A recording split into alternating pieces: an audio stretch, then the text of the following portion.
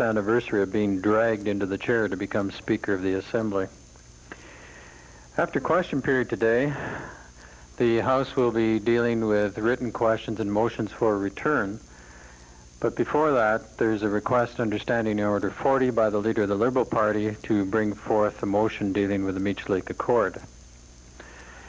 The first motion this afternoon to be discussed in Private Members' Day is sponsored by the member for Innisfail, dealing with Red Deer College and the attempt to grant undergraduate degrees in specific programs. This evening the House will reconvene at 8 o'clock and probably go till after midnight. There are 5 bills at second reading stage, 17 committee of the whole, 13 at third reading, 2 bills awaiting royal assent, and 2 bills yet to be introduced. Last night the House met until 12:30 a.m. Grant us the daily awareness of the precious gift of life which you have given us. As members of this legislative assembly, we dedicate our lives anew to the service of our province and our country. Amen.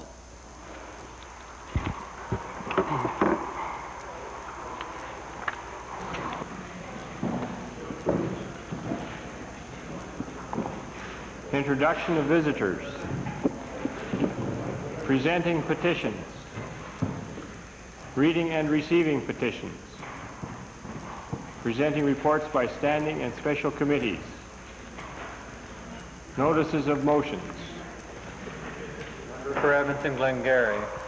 Mr. Speaker, I've already spoken to this yesterday, but I'll be making application under Standing Order 40 with respect to the motion that now appears on the order paper. Introduction of bills. Next item. Returns and reports. Introduction of special guests. Member for Highwood.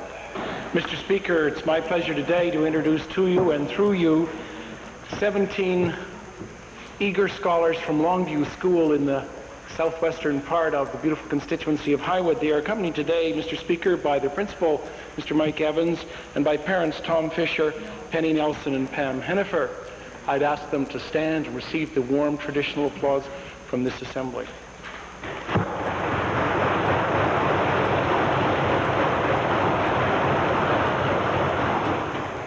Member for Vegreville. Thank you, Mr. Speaker. I'm pleased to introduce a special guest in the gallery today to you and members of the Assembly.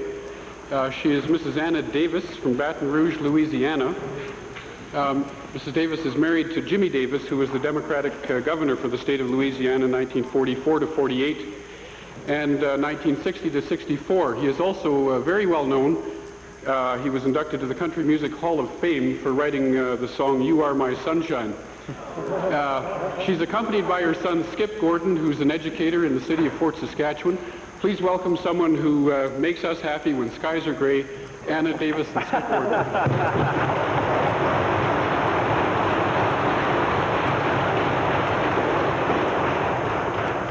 Member for Edmonton Beverly.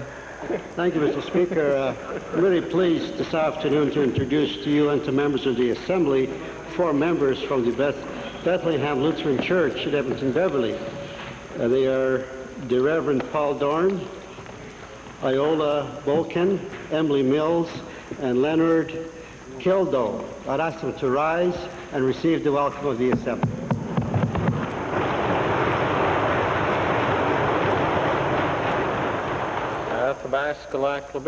Mr. Speaker, I'd like to introduce to you and through you to the Assembly an individual who was involved quite intensively for a number of years on the innovative Métis Settlement Accord, and he's also was the past president of the Métis Settlement Federation. Elmer Goalkeeper, who's seated at the members' gallery. I'd like Elmer to stand and get the usual warm recognition from this Assembly.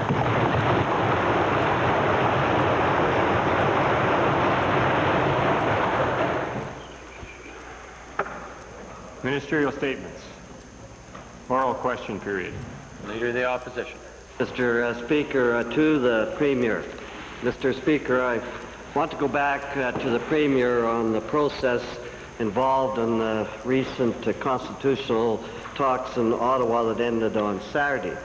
Now, Mr. Speaker, I was absolutely disgusted to hear that the entire last-minute, high-pressure, high-stakes scenario that played out last week was the result of a deliberate plan by the Prime Minister, Mr. Speaker. All the comings and goings of Senator Murray and the so-called search for common ground was nothing but an exercise to up the ante and delay a First Minister's conference until the very last minute, Mr. Speaker. Mulroney's admission of orchestrating this whole thing is staggering, and it makes me, frankly, and I hope it makes the Premier very angry, Mr. Speaker. Not only has he abused Canadians, he's also abused the First Ministers, I believe, in this process, Mr. Speaker. And my question to the Premier is this. Will the Premier take this opportunity in public to condone this sort of cheap manipulation by the Prime Minister of Canada? I think, Mr. Speaker, the Honourable Leader of the Opposition meant to not condone. But I would say this to him, Mr. Speaker. Both he and I have been in politics long enough to know that never to take second-hand reports on matters of importance. It's an article that he gave an interview, and I can't mention the particular document, Mr. Speaker. He said that he did it, and that he would do it again, Mr. Speaker, in a very arrogant way. And in view of this, Mr. Speaker, I would say, saying that it is the case that he did do this, Mr. Speaker, and if the Premier accepts this particular agreement, will he then condemn this sort of action by the Prime Minister of Canada, Mr. Speaker? Well, again, Mr. Speaker, I understand what the Honourable Leader of the Opposition is getting at, but frankly, I don't think he can read into an article, if that's what he's waving up out there, something that someone has necessarily said. I mean, we all know the way things can be taken out of context. I'm not at this point, one way or another, trying to justify whatever it is that the Prime Minister said, except I do not, on matters of importance, I do not respond to second-hand reports. I would hope, Mr. Speaker, that he would take a look at it and that he will be in touch with the Prime Minister, Mr. Speaker, because it's an absolute betrayal of the democratic process, and he's admitted it, Mr. Speaker, he's admitted it.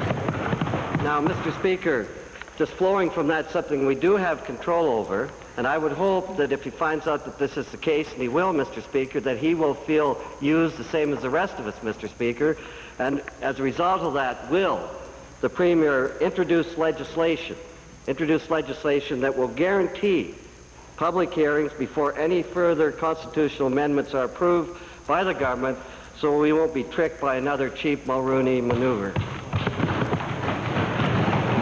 Well, Mr. Speaker, I just caution the Honourable Leader of the Opposition. He's talking about the Prime Minister of Canada, and who's somebody who whether he agrees with what he does or not, should be dealt with some respect as Prime Minister of our country. I'll say this about the process. We all found it an unsatisfactory one. And I also confirm for the Honourable Leader of the Opposition that we will be doing a complete review and overhaul of the Constitution amending process. And I feel quite certain that in that process there will be some form of mandatory public hearings. But I don't want to, at this point, start to second-guess one small part of a major review process that we would carry out. Second main question, Leader of the Opposition. To the Premier also. Mr. Speaker, I assure the Premier I have respect for the position, but I have no respect for that process that went on that week, Mr. Speaker. Now, Mr. Speaker, yesterday I asked the Premier a question about children being raised in poverty in this province. Now, I asked specifically the Premier because he is a vocal advocate of the family, Mr. Speaker. In fact, he campaigned, as I recall, in the last provincial election on his commitment to the family. Now, Mr. Speaker, I think it's important, though, that the Premier consider the plight of too many children in our province 1 in 6 in the province living in poverty, 1 in 4 in the city of Edmonton, Mr. Speaker. And I might point out the children who are most often than not being raised by sole support mothers, those people are also living in poverty. Mr. Speaker, the Canadian Institute of Child Health report released earlier this year paints a very grim picture. And I quote, "The infant mortality rate for poor children is 50% higher. These children have higher rates of chronic illness, injuries causing death, and mental health problems." It goes on, Mr. Speaker. But my question to the Premier, Mr. Speaker, is this. Can the Premier tell these children and their families, knowing the problem, what measures he's prepared to take right now to address this tragic situation? Mr. Speaker, first, I wouldn't want to have one child in poverty, one abused child, one child turning to drug addiction, one abused mother, one family breakup. But in fact, Mr. Speaker, there are certain parts of our society that, regardless of the dollars, the amount of money, the efforts of a government, that we're unable to just eliminate all of the problems of our society. And I'd say that the taxpayer of Alberta contributes tremendous amounts of money in this area, in the family and social services, in education, and health care, all of these areas in our lower than normal taxes in Alberta compared to other provinces, all these things to try and help in this regard. I'll give the Honourable Leader my assurance that we'll do everything possible to help in these areas, and we are. Supplementary. The Premier up on that, but the problem is growing worse. That's a tragedy, Mr. Speaker. And this is not a third world country we're talking about. This is Canada, and specifically the province of Alberta. And even if you want to talk about the taxpayers, you're going to pay more in the long run by social breakdown than you are by helping children now, Mr. Speaker. Now, my question to the Premier then, before I get into the specifics, I just want to ask the Premier this. Can't the Premier see that his vision of a happy family is just not in the cards for these children unless he is prepared to make real, effective changes? Mr. Speaker, that is the mandate of the Minister of Family and Social Services. It's unfortunate he's not here when the Honourable Leader of the Opposition wishes to raise this in more detail, but I'll certainly make sure that he takes note of it and responds in the House. Speaker, I appreciate that, but I think it's obvious from the answers I got from the Minister yesterday that he's not prepared to move dramatically and quickly. That's why I'm coming back to the Premier, Mr. Speaker, who is in charge of that particular minister.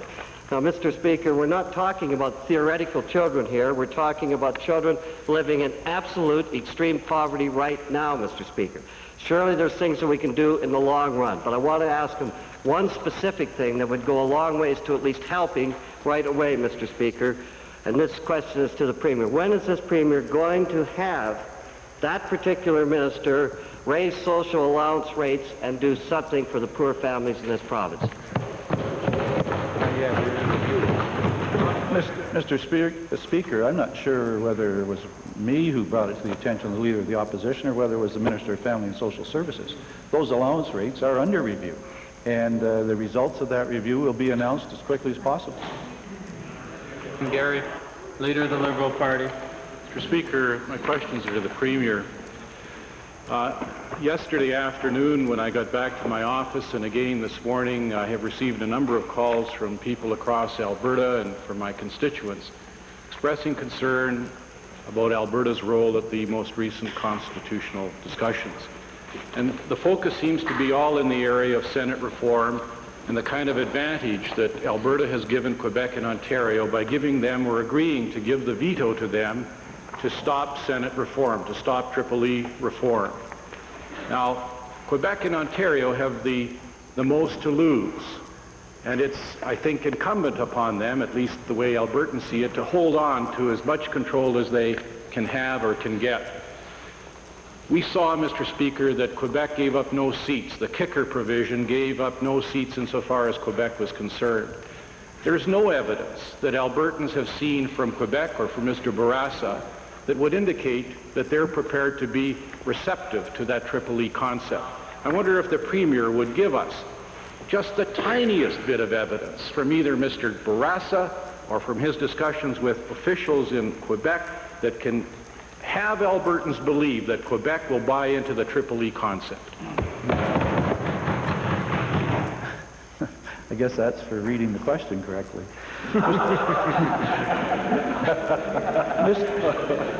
Mr. Speaker, the Honourable Leader of the Opposition mentions Alberta giving Ontario and Quebec a veto. Now that's nonsense. No, I'm sorry, the Honourable Leader of the Liberal Party.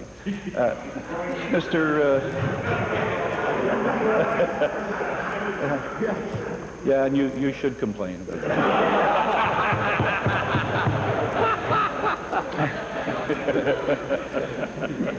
Mr. Speaker, in one way or another, Ontario and Quebec have had a veto. Well, we've established that on the basis of equality, now Alberta has one. Now, I know the Leader of the Liberal Party would like Alberta to go as a second-class province into these negotiations, where Ontario and Quebec have the veto, but not Alberta. Well, that's no way to go into a negotiation, and we refuse to do that. We fought for equality, and we're going to continue to do that.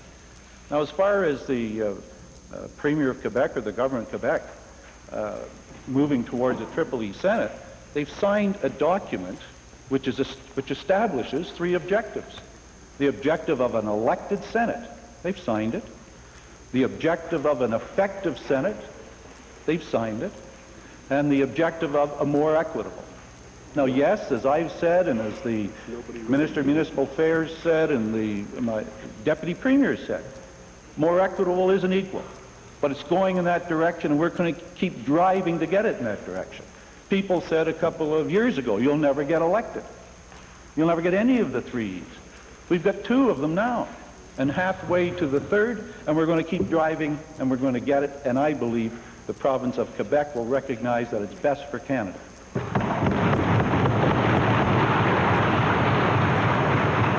Mr. Speaker, it's odd that it's only the Premier of Alberta and the Premiers of Quebec and Ontario that continue to push the unanimity provision, and every other province sees the danger of that in getting Senate reform. Mr. Speaker, given that the newspapers in Toronto say yes to Senate reform but no to any kind of veto, giving up the veto in Ontario, and given that the Minister of Municipal Affairs, before he was converted to conservatism, said publicly that the unanimity provision would make Triple E Senate likely dead. Give us some evidence, Mr. Premier, that in the province of Ontario, they're going to buy into this Triple E Senate. Some little evidence. Well, Mr. Speaker, I just gave him signed document evidence of moving towards Triple E. I don't know if we can do more than that for him. But also, Mr. Speaker, let's remember that the Deputy Premier and Minister of Federal Intergovernmental Affairs took a task force to every province, including the federal government and the territories, to discuss and promote the principle of Triple E. And he has reported back to the House that there is substantial progress. And I also should point out that the people of Canada want Triple E. And when the people want them, you can bet, Mr. Speaker, that the governments will follow through. So I can see substantial progress. I don't know why the Leader of the Liberal Party would figure that compared to a signed document, which I tabled in the House, that he would somehow go on the basis of a newspaper report in Ontario. Now, what kind of nonsense is that? What kind of research? Toronto Star. More reliable, that's why.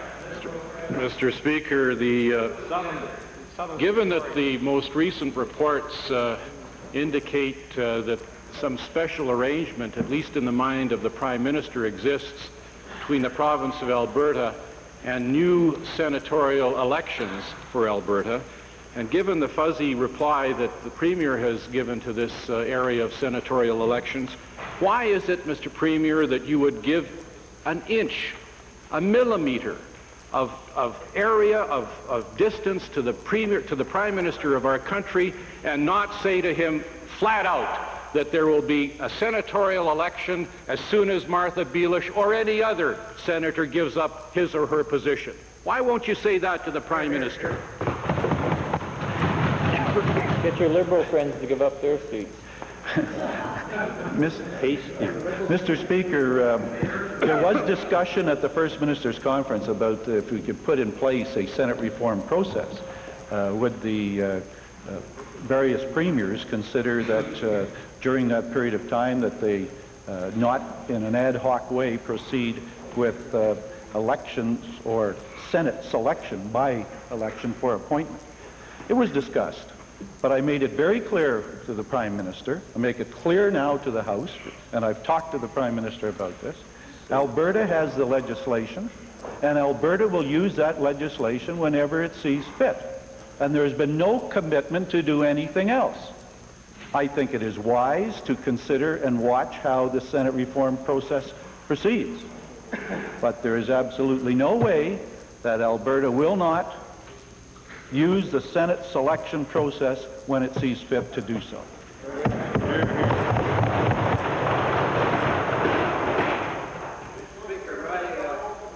My question is really a further supplementary on the Leader of the Liberal Party's last question, and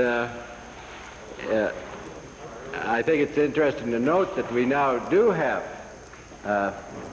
a demonstrated democratically elected senator in this country, which many naysayers said over the last several months would never happen. But can the Premier share with the Assembly what factors will guide him in maintaining Alberta's demonstrated leadership in the area of Senate reform in the months ahead? Yes, Mr. Speaker, and I should point out to the House that the ringing endorsement of the legislation from the Leader of the Liberal Party, who voted against the Senate Selection Act.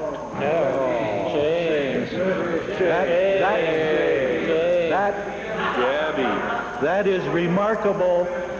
That is remarkable political slipperiness, boy, have you ever seen it. Both sides of the issue. Talk about a high-pitched voice.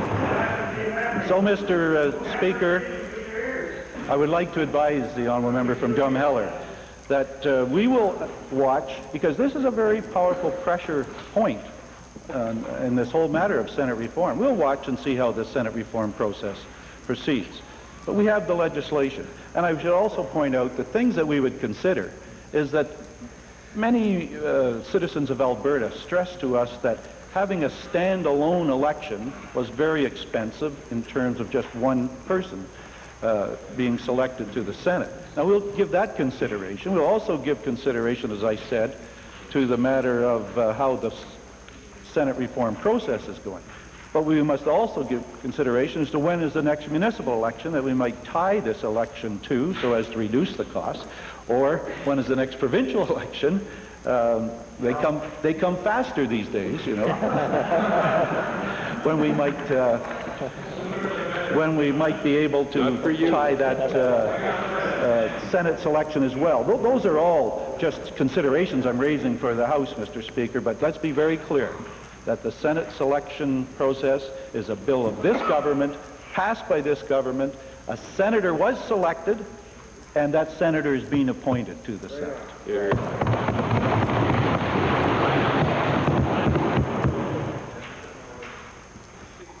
The Minister of Occupational Health and Safety, who's also responsible for the Workers' Compensation Board. Earlier this afternoon, Mr. Speaker, I provided the Minister with a copy of a directive circulated by NOWSCO Well Service Limited of Calgary to its employees.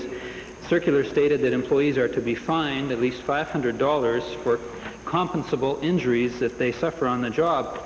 Fined for being hurt. Now, this is I would suggest a shameful blame the victim approach, and I think directly in contrast and in violation to the no-fault principles of workers' compensation. So I'd like to ask the Minister, does he support this punitive policy of punishing injured workers for the fact of having an injury on the job? Does he support that policy? Well, Mr. Speaker, of course I would not support that kind of policy, but let me make it quite clear that anybody injured on the job that has compensation coming to them will receive compensation. But on reviewing this blank sheet of paper, I'm quite interested in the first page. And being an employer myself, I might want to use that sheet. And let me put it this way.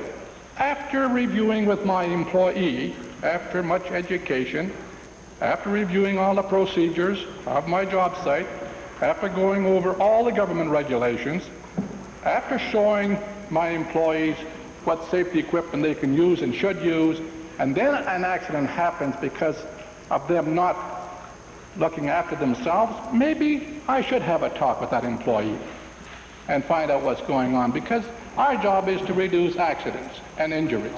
Of course, we will not support the policy of fining somebody, but certainly to educate the worker is something we must all do, and I don't take any exception to educating a worker after you've gone through the procedure.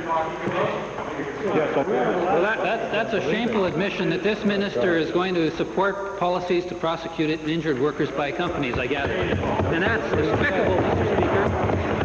But I'm going to give the minister one more chance. He said he didn't support that policy, and then he said he did, so we're not really sure. But let us ask him now, will he direct that firm action be taken against this employer and any other employer that engages in this corporate extortion of its injured employees? Mr. Speaker, I guess the member across the way of the NDP can't hear at all, because I made it very clear I do not support the assessment of an injured worker, but I do support the talking to the injured worker if the injured worker does not comply with all the regulations and all the equipment that's available to him or to her. Right. Calgary Northwest. Calgary Northwest. Speaker, the Rocky Mountain Rail Society submitted a proposal to the Minister of Tourism on May the 30th of this year regarding the operation of the 6060 steam engine we know as Bullet Nose Betty. The steam engine in the excursion that is being proposed would be a significant tourism attraction. It would be an ambassador for the tourism industry around the province of Alberta. Now, I've had the opportunity to meet with Harry Holm. I used that line earlier in caucus. She didn't like it either. I've had the opportunity to meet with Harry Holm and other representatives of the Rocky Mountain Rail Society, and I know the minister's had 2 weeks to look at the proposal. So my question to the Minister of Tourism is simply this. Will the minister today announce that the proposal put forward to him by the Rocky Mountain Rail Society has in fact been accepted and endorsed by the government? No, Mr. Speaker, I have not seen the proposal. I understand after the submissions were requested, some 4 proposals come in, and departments are analyzing them, and I'll report to the Assembly when a decision is made on the proposals. Well, my supplementary then to the minister is simply this. Since the peak tourism season is quickly approaching here, and it's important to get these kinds of proposals marketed adequately so people are aware of them, could the minister inform the House when a decision will be made so that whichever group gets this, and I hope it is the Rocky Mountain Rail Society, can in fact go ahead this year? I've asked my department to make their recommendations and bring them forward.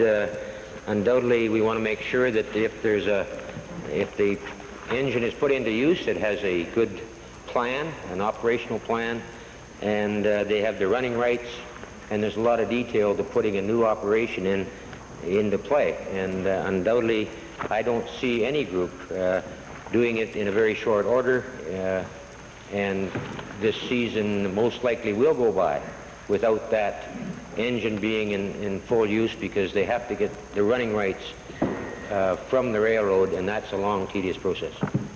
Lester Slave Lake. Thank you, Mr. Speaker. To the Minister of Transportation and Utilities, I understand that you met with northern truckers yesterday and have met with the southern truckers today.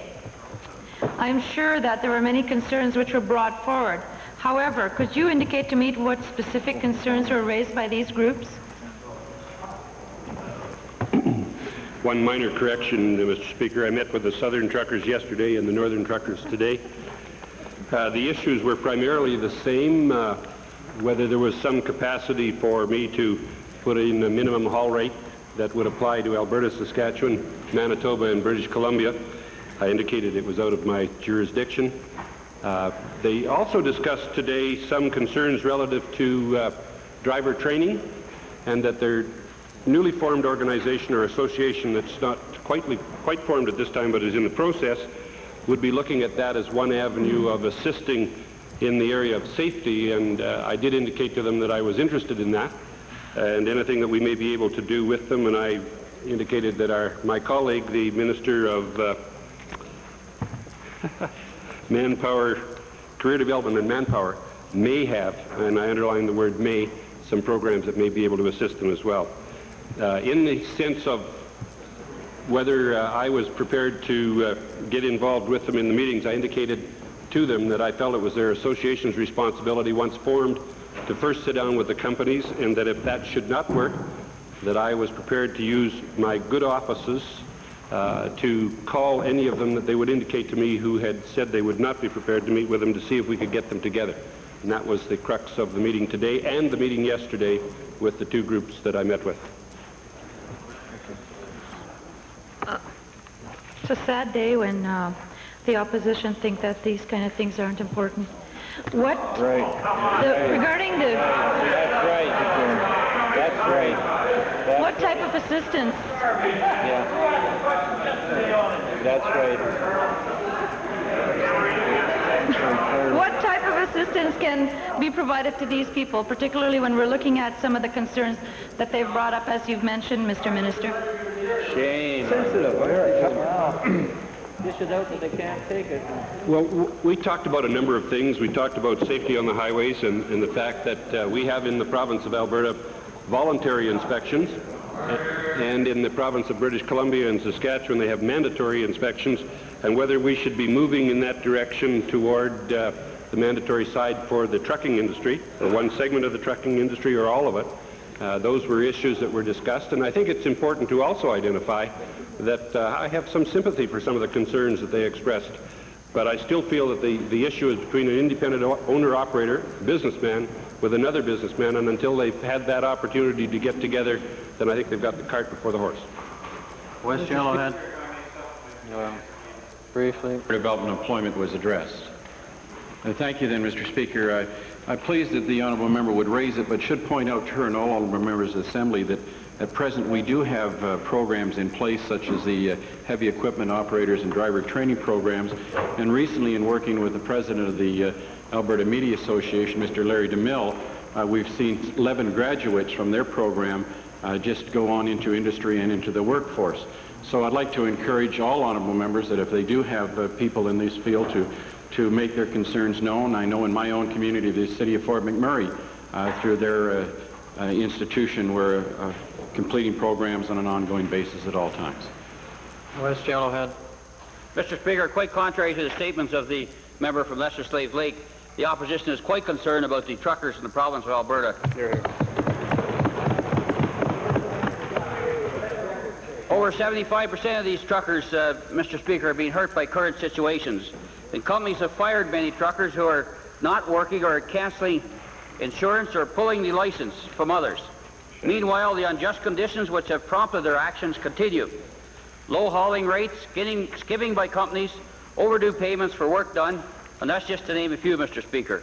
Great. When will the Minister of Transportation get involved more seriously with the Minister of Labour and address these serious situations in the province of Alberta? Mr. Speaker, the answers I gave a moment ago would apply to that question. Right. Absolutely nothing. Totally absolutely Mr. Speaker, the question is widespread. Independent truckers across Western Canada and in Ontario are not working in protest of these unacceptable conditions. Right.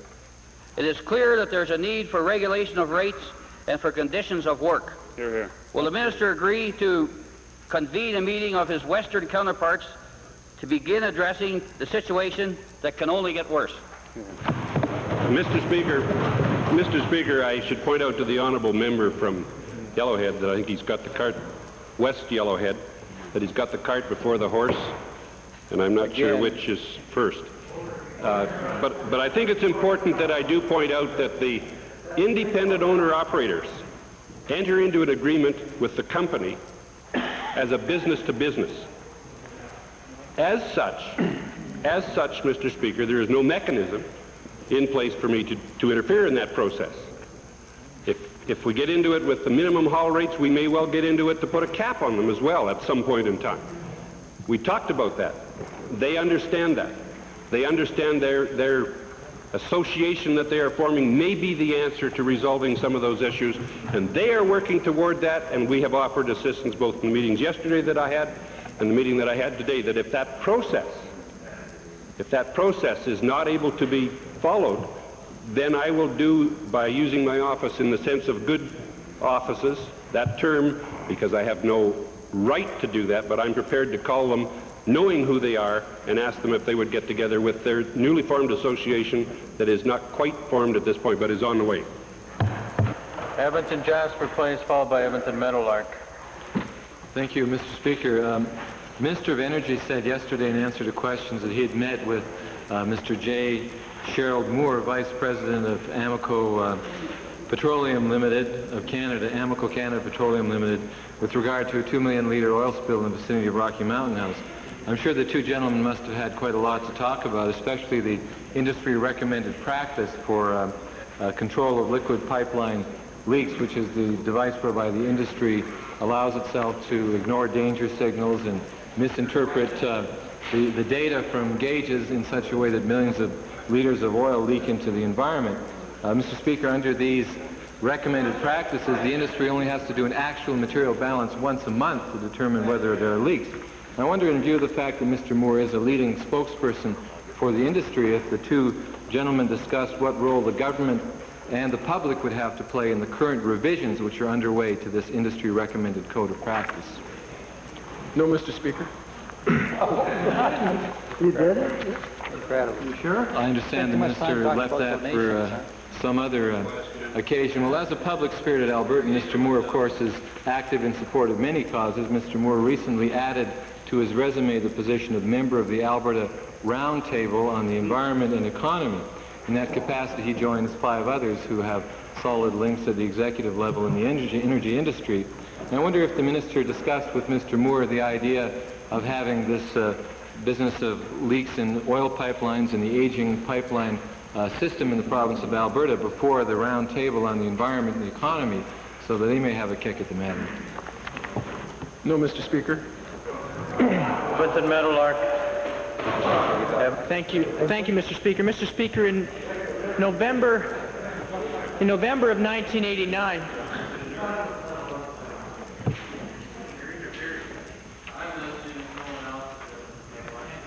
I'm sure many people are listening. It's just not the New Democrats. In November of 1989, 7 timber. It's been a long session.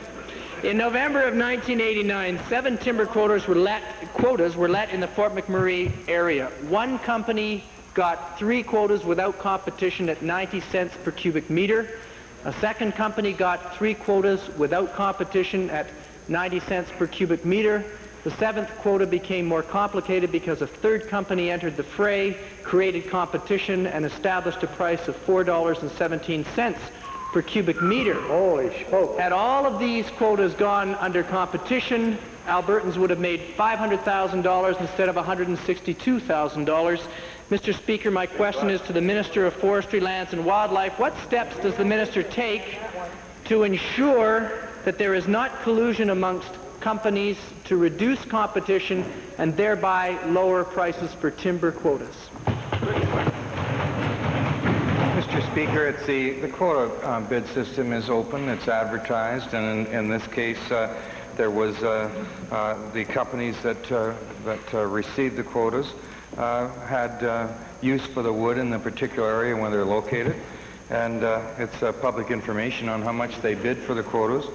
And also, when you talk about the price for the quotas, that's not the only price they pay for the wood, and there's still significant additional costs to each of the companies.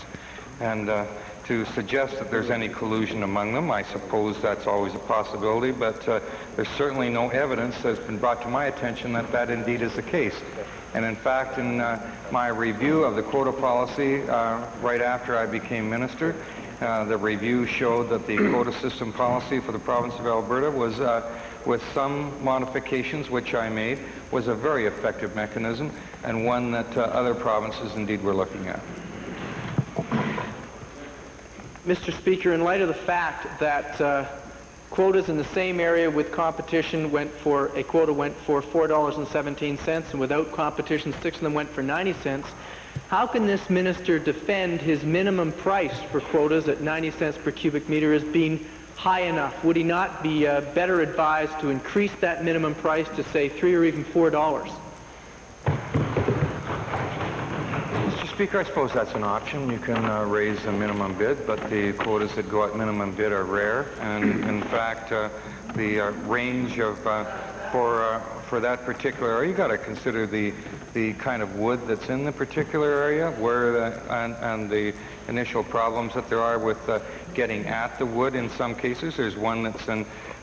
We're working with the Fort Mackay band now with respect to the haul road that would be used.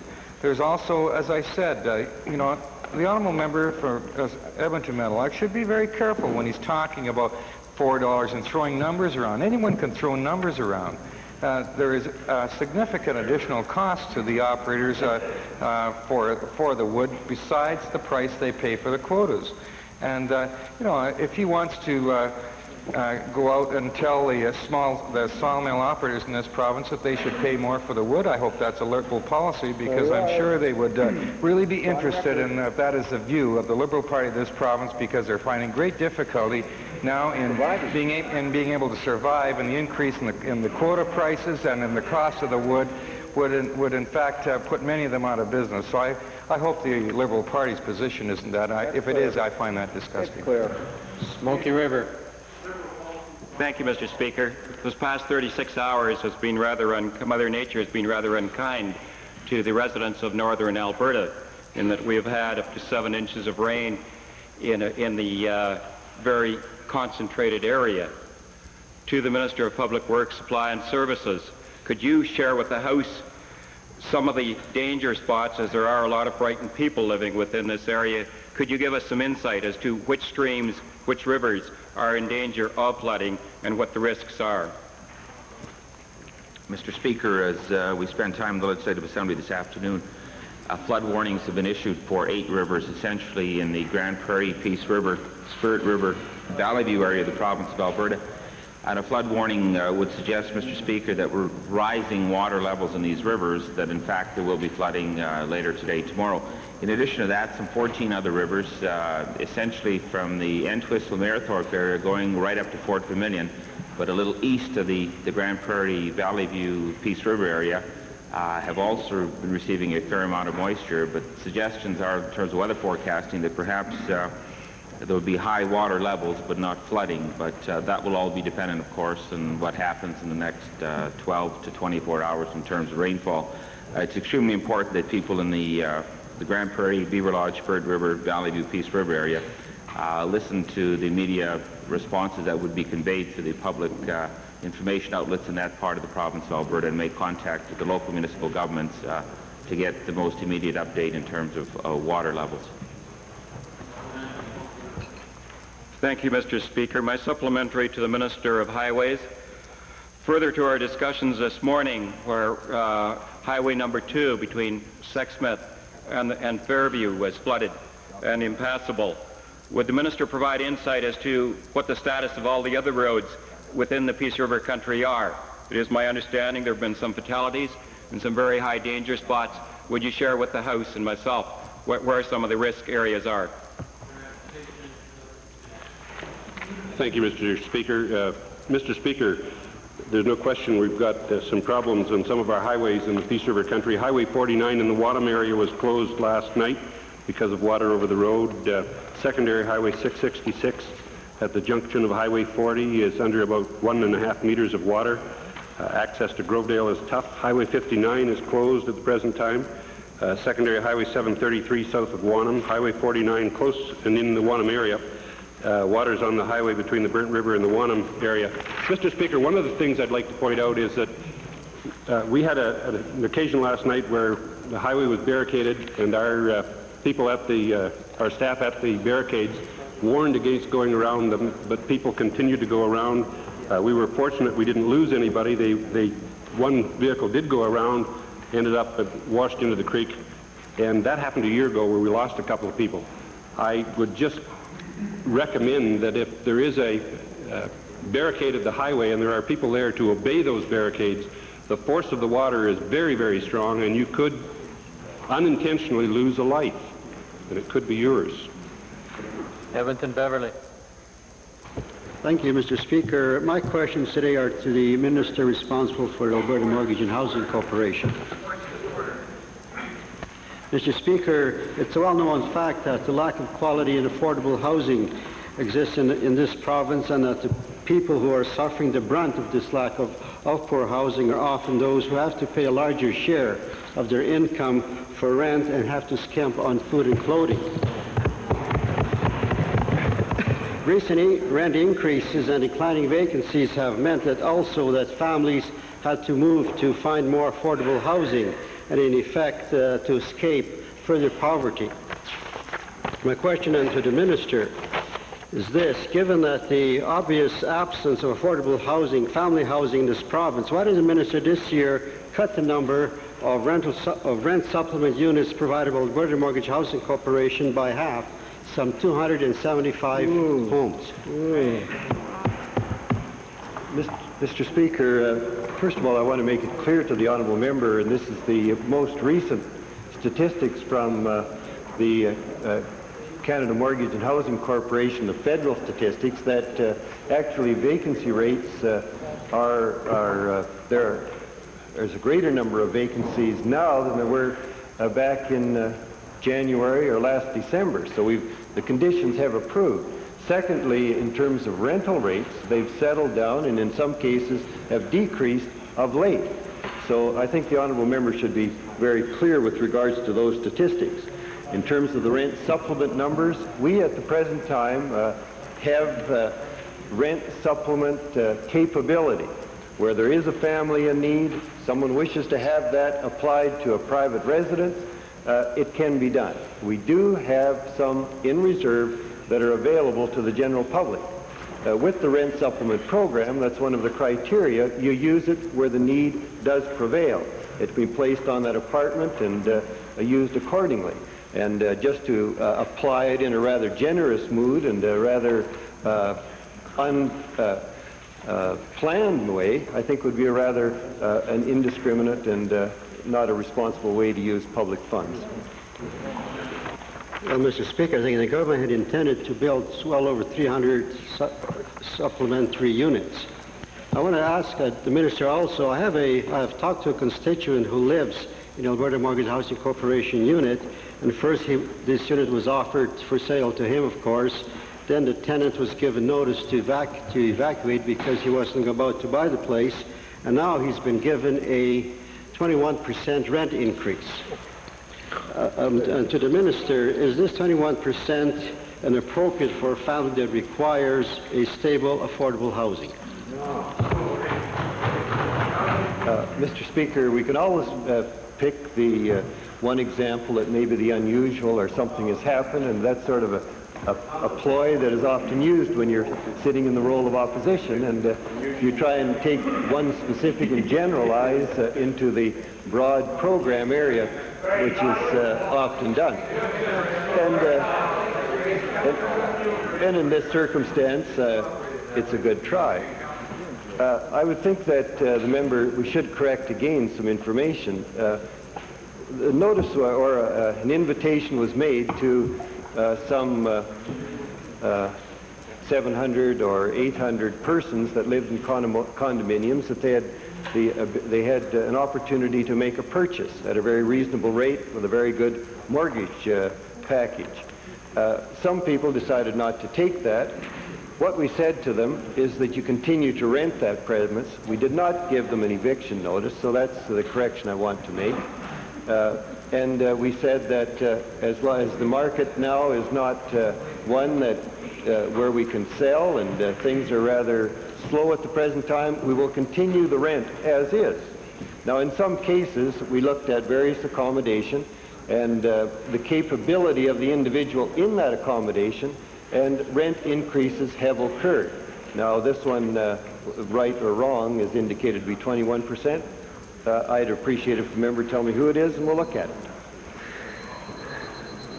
Ding, ding, ding, ding, ding, ding, ding. Time for question period has expired. Standing Order 40, request Edmonton Glengarry. Members of the Assembly have the full text of the motion that I am proposing. The essence of the motion is firstly that there be mandatory hearings in Alberta before any action is taken, any decision is made on any constitutional matter affecting Alberta. And secondly, that there be a special standing committee established of this Assembly to deal in a proactive and reactive... Order, please. Not only the House, but honourable member, that is not the wording of the motion. The wording deals with bringing a motion to a particular place on the order paper. That's what the request is, for urgency, not for the motion. Mr. Speaker, it was my understanding from legal counsel, and I stand to be corrected, that that was the format that I had to make the submission in. Question, honourable member, is relating, the urgency is with the placement on the order paper, because the motion at the moment is on votes and proceedings. So let's please look again at the exact wording that you yourself gave to the House yesterday, and then proceed under Standing Order 40. Well, the request, I rise then, Mr. Speaker, to move on the order paper motion 296 to the top of the order paper, so as to then allow me to raise the matter in an urgent, pressing manner. Thank you, honourable member. The chair has noted the member's comment with regard to legal counsel, but in the end, it's the chair that has to decide, honourable member. We have a request duly submitted in accordance with our own procedures under Standing Order 40. Those who are willing to give consent for the matter to proceed, please say aye. Aye. Opposed, please say no. No. Matter fails.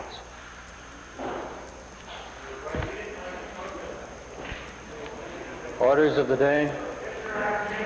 Order, please. Orders of the day. Written questions. Mr. Speaker, I move that all written questions